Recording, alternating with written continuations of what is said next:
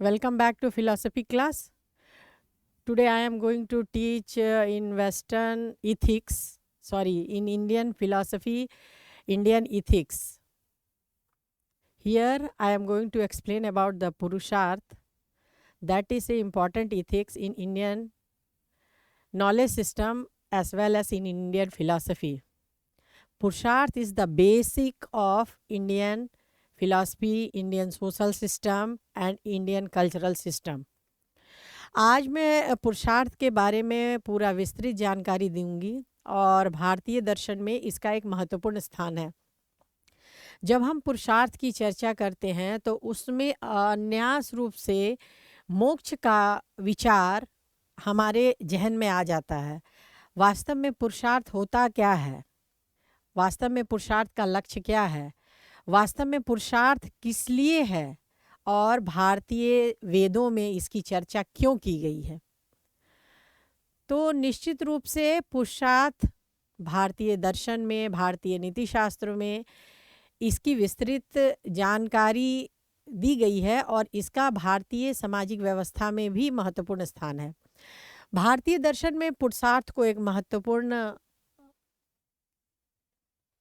Ethics के रूप में एक्सेप्ट किया गया है और यहाँ जीवन के उद्देश्य और उसके प्रयासों को बताया गया है। यह हमारे जीवन की दशा और दिशा दोनों ही तय करता है। पुरुषार्थ न केवल एक व्यक्ति के द्वारा किया गया प्रयास है, बल्कि यह एक ऐसा जीवन की राह व्यक्ति जिस पर वो चलकर आगे बढ़ता है, उसका यह दिशा और गति जीवन में देते हुए वो आगे बढ़ता है। तो भारतीय दर्शन में जो पुरुषार्थ की चर्चा की गई है वो वास्तव में व्यक्ति के द्वारा जो प्रयास होता है, आरंभ में वो किस प्रकार भौतिक जीवन जीता और एक निश्चित लेवल पर पहुंचकर किस प्रकार वो आध्यात्मिक स्तर पर जाता है, इसका हम विस्तृत चर्चा या विस्तृत उल्लेख पुरुषार्थ में करते हैं। पुरुषार्थ में मानव जीवन को सफल, संतुलित, व्यवस्थित और समाज को एक निश्चित लक्ष्य के प्राप्ति के लिए कैसे चलना चाहिए, इसका दिशा निर्देश देता है। इसमें पुरुषार्थ में 4 चीज़ों की चर्चा की गई है: धर्म, अर्थ, काम और मोक्ष। अब सबसे पहले जानेंगे धर्म क्या होता है। वैसे हम अगर धर्म की चर्चा करें तो जो भारतीय दर्शन में है उसमें मुख्य रूप से वो पंथ के साथ जोड़ा जाता है, लेकिन जब हम भारतीय विचारक ये चर्चा करते हैं धर्म, तो वो इस्लाम धर्म, जैन धर्म, बौद्ध धर्म ये सब मानते हैं। लेकिन वास्तव में जो धर्म है, दिस इज़ द ड्यूटी, ये धारण करना है। और क्या हम धारण करेंगे, किसके आधार पर हमारा जीवन का पथ कैसा होगा, ये इसमें इसकी चर्चा की गई है। धर्म अर्थात हमारे कर्तव्य, हमारे नैतिक आदर्श और हमारे कर्तव्य परायण जो जीवन है उसका ये प्रतिनिधित्व करता है। व्यक्ति चाहे वो पारिवारिक जीवन हो या व्यक्तिगत जीवन हो या सामाजिक जीवन हो, जैसे भी स्तर पर हो, उसको अपने हर जगह पर अपने कर्तव्यों का पालन करना पड़ता है। और भारतीय दर्शन में धर्म का मूल उद्देश्य उसके कर्तव्य ही है। यहाँ पर उसके जीवन को सफल, संयमित और न्याय विधि के अनुसार संचालित करने के लिए पुरुषार्थ की चर्चा की गई है, जिसमें धर्म के बारे में पूरा विस्तृत उल्लेख है। हम जब पुरुषार्थ में धर्म की उल्लेख करते हैं तो यहाँ वेस्टर्न फिलॉसफी से अगर हम जोड़ेंगे तो वहाँ हम ये पाएंगे कि प्लेटो ने भी उल्लेख किया है, जिसमें उन्होंने थ्योरी ऑफ जस्टिस दिया है, लेकिन वास्तव में वो कर्तव्य का उल्लेख है, that is the theory of duties, जिसका उन्होंने उल्लेख किया है। उसकी तुलना हम भारतीय दर्शन के इस धर्म से कर सकते हैं, जहाँ कर्तव्य के बारे में उल्लेख किया गया है। धर्म के बिना हम कोई भी कार्य नहीं कर सकते हैं, ना ही जीवन पथ पर हम आगे बढ़ सकते हैं। यहाँ पर धर्म के बिना अन्य पुरुषार्थ भी निरर्थक हैं, इसीलिए पुरुषार्थ में इसकी अहम भूमिका है। और यह कोई भी व्यक्ति यदि वो जीवन व्यतीत करता है तो एक पल भी बिना कर्तव्य किए हुए नहीं रह सकता है। और कर्तव्य कैसा करना चाहिए, इसी का उल्लेख धर्म में किया गया है। धर्म से वो पर चलने पर वो स्वयं सुखी रहेगा और समाज भी सुखी रहेगा, क्योंकि धर्म से न चलने पर स्वयं दुखी होगा और समाज भी दुखी रहेगा और एक संतुलित समाज की स्थापना नहीं हो पाएगी। अब उसके दूसरे पक्ष पर जब हम चर्चा करते हैं तो वो आता है अर्थ। जीवन को एक निश्चित मापदंड में चलने के लिए धन संपदा की ज़रूरत होती है। अभी हमारे सामने प्रश्न उठता है कि धन को किस प्रकार अर्जित किया जाए और किस प्रकार अपने जीवन को संतुलित रूप में उसका उपयोग कर आगे बढ़ा जाए। तो वैदिक धर्मों में या भारतीय दर्शन में, इंडियन नॉलेज सिस्टम में इस बात का उल्लेख किया गया है कि हम जो सद्कर्म समाज को संतुलित रखते हुए जो धर्म वैध साधनों से हम जो अर्थ उपार्जन करेंगे उसी को अर्थ कहा जाता है। इसके बिना जीवन जीना संभव नहीं है, यानी बिना संसाधन के आप जीवन जी नहीं सकते हैं और जीवन में एक पल भी आगे नहीं बढ़ सकते हैं। तो अर्थ का होना बहुत ही ज़रूरी है। इसकी प्राप्ति के लिए हमें वो साधन अपनाना चाहिए जो धर्म सम्मत हो। अर्थ केवल व्यक्ति संपन्नता के लिए नहीं बल्कि समाज के कल्याण के लिए भी होना चाहिए। हम ऐसा ना हो कि किसी भी तरीके से अपना धन अर्जन कर लें और उससे समाज को नुकसान भी हो जाए तो वो भी करने को तैयार हो जाए। ऐसा हमें बिल्कुल भी नहीं करना चाहिए। केवल हमें विधि सम्मत, धर्म सम्मत ही अर्थ का उपार्जन करना चाहिए और उसका उपयोग करना चाहिए। इसीलिए अर्थ को धर्म के लिए रखा गया है ताकि समाज में लोभ या भ्रष्टाचार न हो, समाज में सबका संतुलित विकास हो सके। अब आए काम। इसका अर्थ होता है इंद्रियां सुख। अब इंद्रियां को सुखी बनाने के लिए तृष्णा, लोभ, मोह, माया ये सभी कसाय घूमते रहते हैं। तो यहाँ भारतीय दर्शन में इस बात का निर्देश दिया गया है कि हम जो धर्म सम्मत सुख है, काम, वही ग्रहण करें। मानव जीवन में स्वाभाविक प्रवृत्ति है कि वो अपना संतुलित और सामाजिक जीवन जिए। यानी आप इंद्रियां सुख भी प्राप्त करते हैं या मानसिक सुख भी प्राप्त करते हैं या भोग भी करते हैं तो वो सभी धर्म सम्मत होना चाहिए। यहाँ पर हमारे भारतीय दर्शन में भौतिक सुख से अधिक मानसिक सुख और बौद्धिक सुख को श्रेष्ठता दी गई है।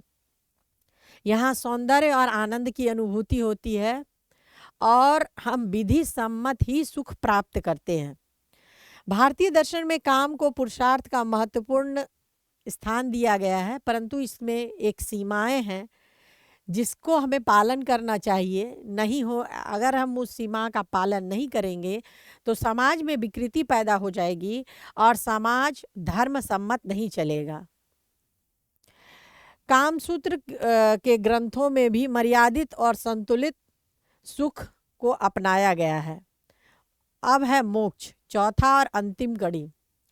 जब हम मोक्ष की चर्चा करते हैं तो यहाँ पर एक महत्वपूर्ण बात आ जाता है हमारे लिए कि वास्तव में मोक्ष को क्यों अपनाया जाए।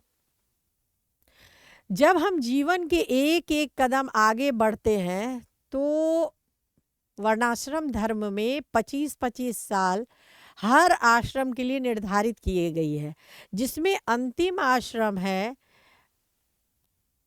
संन्यास आश्रम, जिसमें मोक्ष के कंसेप्ट को ध्यान में रख के ही ये सिद्धांत दिया गया था।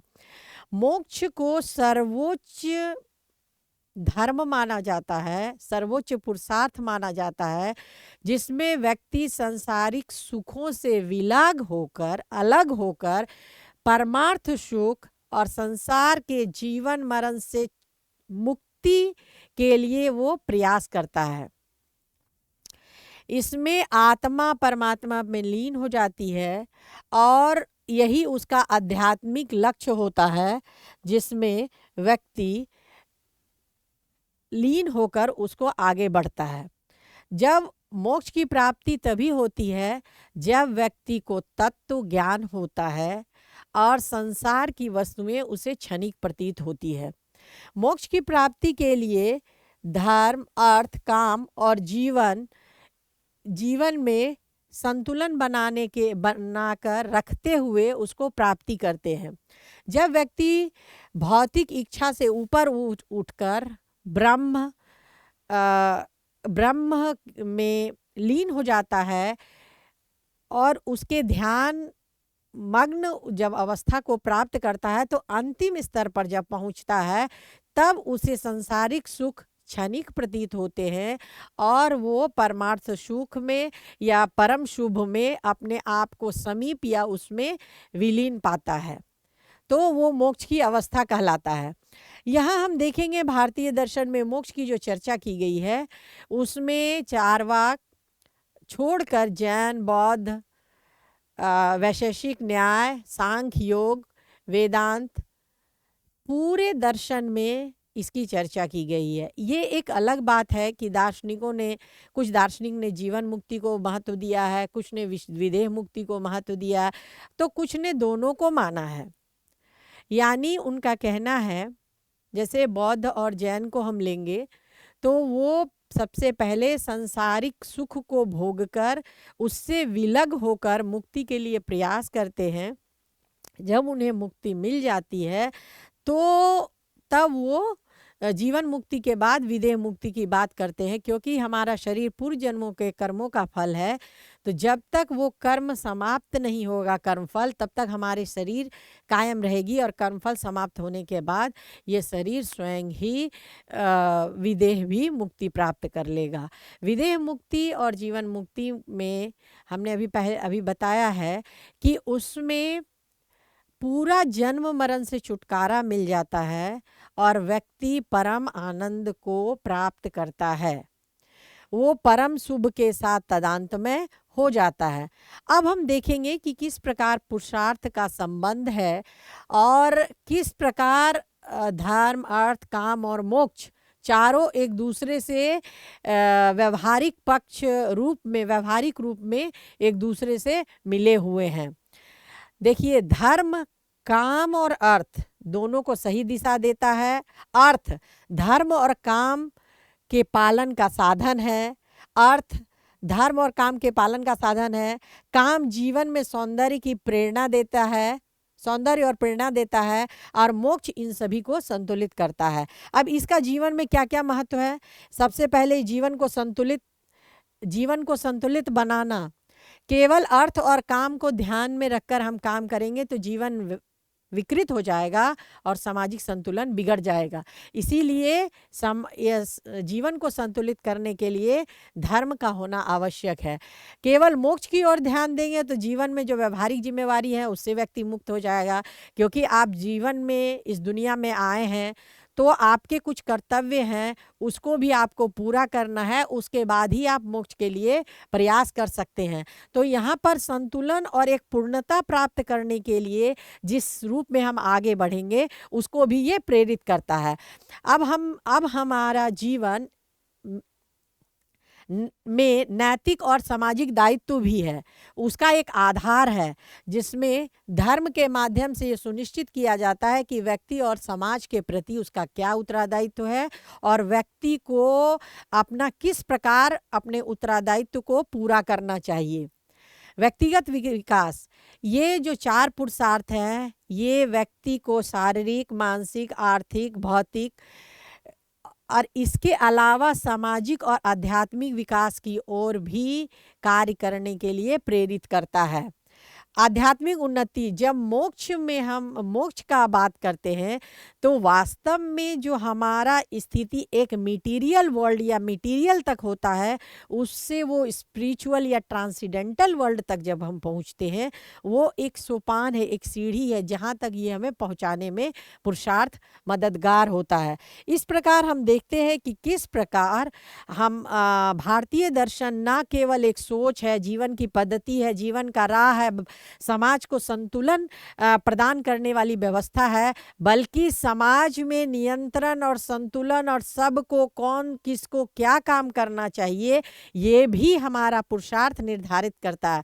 यह न केवल भारतीय दर्शन का मूल आत्मा है, बल्कि समाज के को संतुलित रूप में विकास करने के लिए या विकसित होने के लिए एक आधार प्रदान करता है। This is the base level of Indian philosophy as well as Indian social system.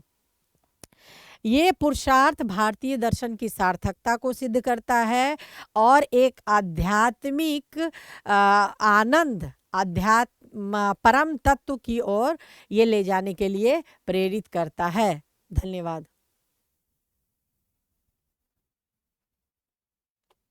हो गया।